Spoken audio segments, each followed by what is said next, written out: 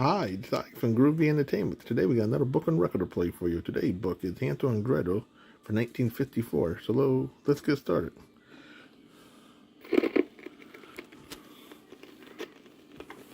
This is the story of Hansel and Gretel. Each time you hear, turn the page. On the edge of a small clearing near a great forest, there lived a poor woodcutter and his wife and his two children, Hansel and Gretel. The wife was the children's stepmother, and she was very cruel to them. Did you turn the page? They had always been very poor, but one time there was a great famine in the country, and the woodcutter could not earn even enough to buy any food for his family. The poor woodcutter worried day and night. Finally, he said to his wife, "What shall we do? We will surely starve. The food we have left is not enough for the children, let alone for us." "I have a plan," the stepmother said. "Early in the morning we will take the children into the forest and leave them in the thickest part of it. They will never find their way home again, and we will be rid of them." "I cannot do that," cried the woodcutter. But the cruel woman forced him to agree.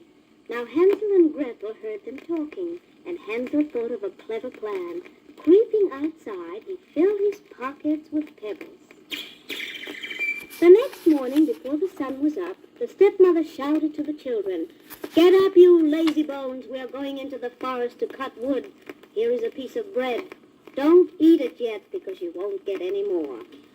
Then they set off for the forest, with Hansel and Gretel lagging in the rear. Gretel carried their bread, and Hansel stopped every few steps to drop a pebble on the ground. Finally, the father called back, "Hansel, hurry up! What's keeping you?" "Oh, I'm just looking at my white kitten who's sitting on the roof. said Hansel. She's trying to say goodbye to me." "You fool!" cried the stepmother. "That's the sunshine glinting on the roof." When they reached the middle of the forest, the father built a good fire. Then the stepmother said, "Wait by the fire while we go to chop wood. We will come back to get you." Hansel and Gretel fell asleep. When they woke up, it was night. Hansel comforted Gretel, who was frightened by the dark. And then, when the moon came up, they could see the pebbles that Hansel had dropped, and they followed them all the way home. When they got home, the cruel stepmother planned again to get rid of them, and the next day they all went once more to the forest. This time, Hansel was not able to collect pebbles. He dropped breadcrumbs instead. But when evening came, they could not find the breadcrumbs. The birds had eaten them. All night they walked, and all the next morning. Suddenly they saw before them a little house, all made of gingerbread with windows of spun sugar. They ran toward it eagerly.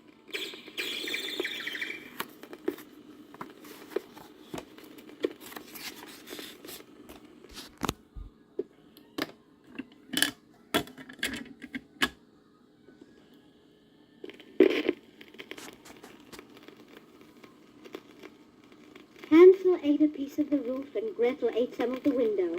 Then they heard a voice saying, "Nibble, nibble like a mouse. Who is nibbling at my house?" The children answered, "It's only the wind." And they went on eating. Then the door of the house opened, and an old woman came out leaning on a crutch. The two children were very frightened, but the ugly old woman spoke very sweetly. "Do come in," she said. "You must be very hungry and tired, for you look as if you've come a long way." Then she led them into her house. There she invited them to sit down to dinner. They were so hungry that they ate everything on the table. When they had finished, the old woman put them to bed in great, comfortable beds. Now, although the old woman seemed so kind, she was really a wicked witch who ate little children. So while Hansel and Gretel were sleeping, she was thinking of the fine meal she would have.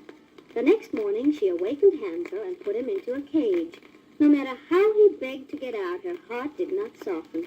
Then she woke up Gretel and put her to work. "I'm going to eat you both," she said. "But first, you can do some of my work." So poor Gretel had to carry water, chop kindling, scrub floors, and sweep the rooms.